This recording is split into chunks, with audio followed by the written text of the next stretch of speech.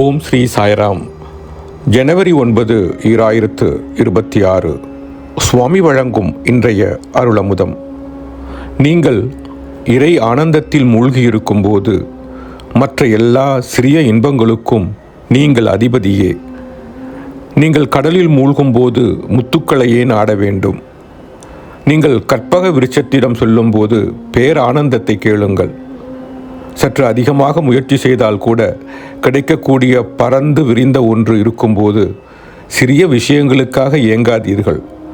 பறந்து விரிந்த உன்னதமான எல்லையற்ற பரமாத்மாவுடன் இரண்டர கலந்துவிட வேண்டும் என்ற ஒரு ஆவல் மனிதனிடம் இயற்கையாகவே இருக்கிறது. ஏனெனில் மனிதனின் இதயம் எனும் குகையில் அதே பரமாத்மாதான் குடிகொண்டுள்ளார். இது கன்றுக்குட்டி தாய் பசுவிற்காக ஏங்குவது போன்றதாகும். ஒவ்வொரு கன்றுக்குட்டிக்கும் அதன் தாயை தெரியும். உங்களிடம் 1000 கன்றுக்குட்டிகளும் 1000 பசுக்களும் இருக்கலாம்.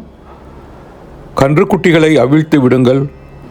ஒவ்வொன்றும் தன் சொந்த தாயை கண்டுபிடித்துவிடும். அதை போலவே நீங்களும் உங்களுக்கு உரிய வாழ்வாதாரத்தை எங்கிருந்து பெறுகிறீர்கள் என்பதை அறிந்து கொள்ள வேண்டும். அது இறைவனே.